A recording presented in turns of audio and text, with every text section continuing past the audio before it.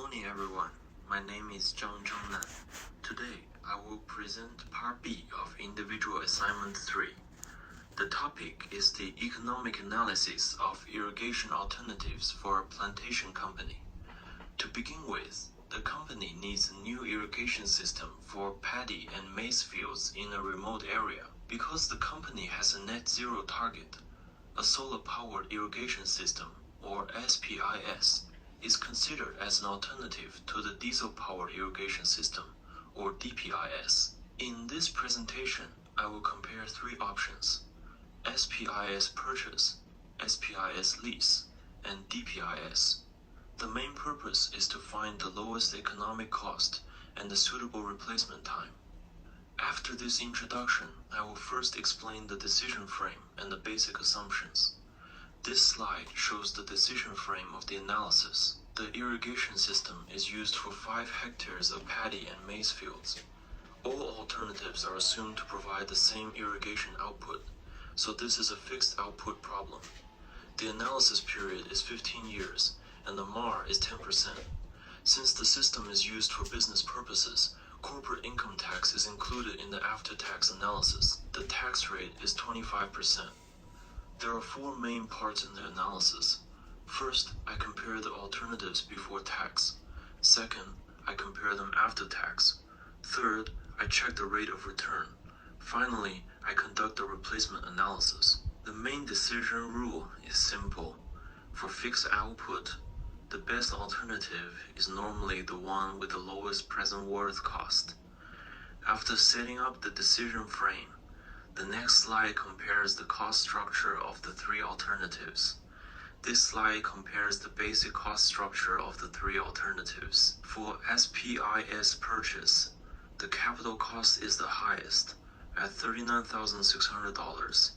It also has annual insurance cost, and after the first 3 free years, it has annual O&M cost of $2,277. However, it has a high salvage value at year 15, which is $34,137. For SPIS lease, the initial payment is much lower. It only has a $2,499 deposit, but it requires annual lease payments of $6,228. For DPIS, the initial cost is lower than SPIS purchase at $28,900, but it has annual O&M costs and depends on diesel-related operating costs. Its salvage value at year 15 is $12,510.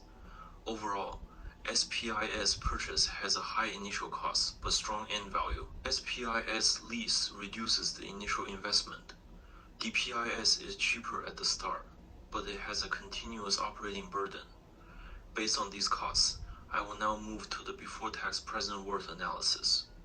This slide presents the before-tax present worth analysis. The before-tax cash flow is calculated by adding all costs, including capital cost, O&M cost, miscellaneous cost, and insurance cost.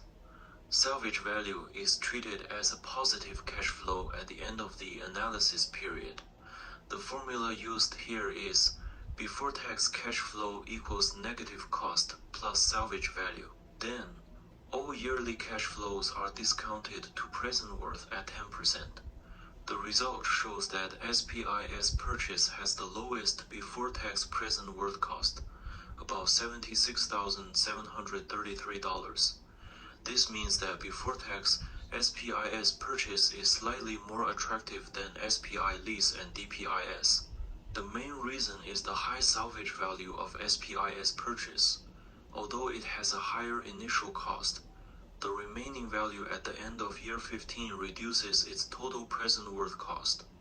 To check whether this result is still reasonable, the next slide uses the rate of return method. This slide checks the result using rate of return analysis. Because all alternatives provide the same fixed irrigation output, the rate of return is not applied like a normal profit project. Instead, I use incremental rate of return between alternatives. The decision rule is that if the incremental IRR is greater than the RARR of 10%, then the higher cost alternative is justified. The analysis starts from space lease because it has the lowest initial cost. Then DPIS is compared with space lease.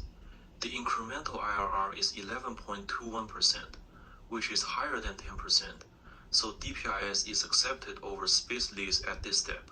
Then space purchase is compared with DPIS. The incremental IRR is 15.30%, also higher than 10%. Therefore, the final before-tax choice is space purchase.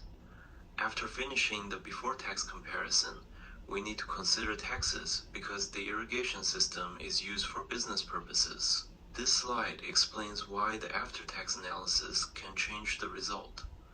In after-tax analysis, cash expenses reduce taxable income.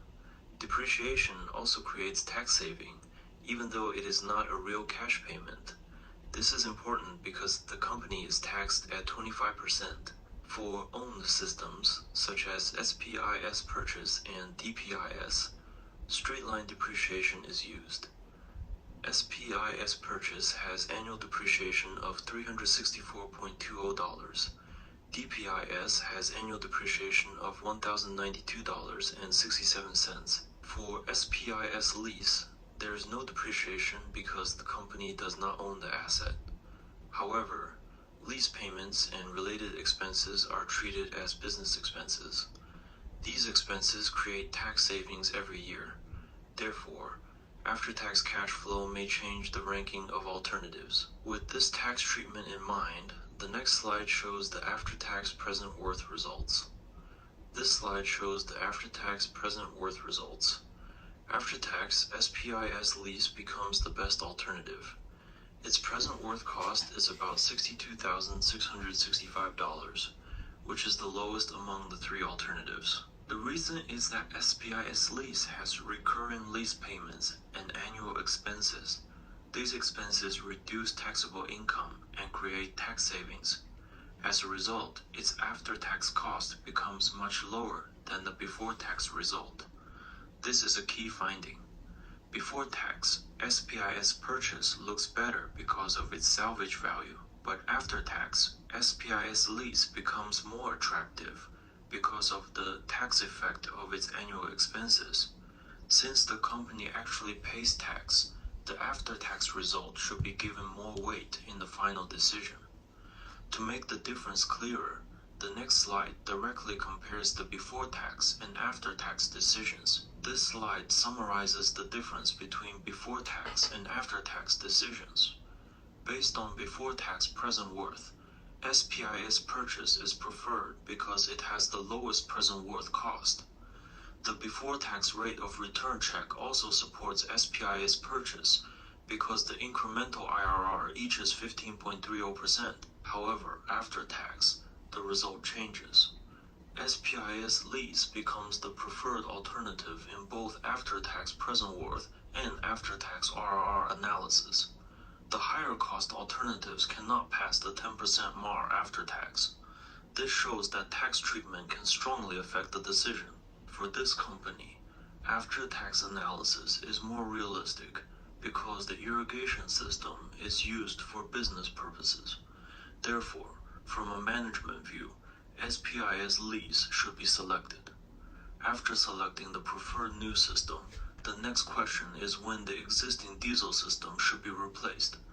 This slide explains the replacement analysis method. The company has already used the existing DPIs for 5 years.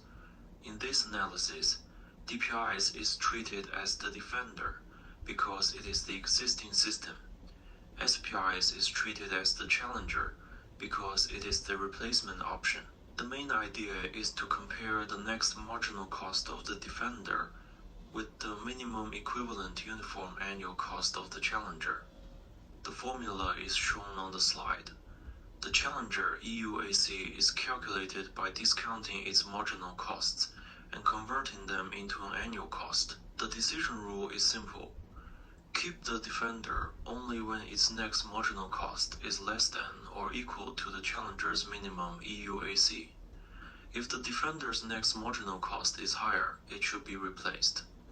This method helps avoid keeping an old diesel system when its annual cost is already too high. Now I will apply this rule to the DPIS and SPIS data. This slide gives the result of the replacement analysis. Since the company has already operated DPIS for 5 years, the next defender marginal cost is the cost for year 6. This value is $7,502. The minimum EUAC of the SPIS Challenger is $4,178. This is much lower than the next marginal cost of the existing DPIS. According to the decision rule, if the defender's next marginal cost is greater than the Challenger's minimum EUAC, replacement should happen now. Here, $3 is greater than $1,316. Therefore, the recommendation is to replace the existing DPIS with SPIS immediately. This result also supports the company's environmental direction, because replacing diesel irrigation with solar irrigation can reduce fossil fuel dependence. Finally, I will summarize the recommendation for top management. This is the final recommendation for top management. For the selection between alternatives, the after-tax result should be used as the main financial basis. Although SPAS purchase is better before tax, SPAS lease becomes the best choice after tax, because it has the lowest after-tax present work cost. For replacement analysis, the result is also clear. The existing DPISH will be replaced immediately because its next marginal cost is higher than the minimum EUAC of SPAS. Therefore, my final recommendation is to adopt SPAS lease for the new irrigation system and replace the existing DPIS now. This recommendation has 3 advantages. First, it has the lowest after-tax cost. Second, it supports the company's net zero target. Third, it reduces the long-term risk of diesel fuel dependence. However, the company should still monitor lease cost, maintenance quality, system reliability, and actual irrigation performance every year. That is the end of my presentation. Thank you.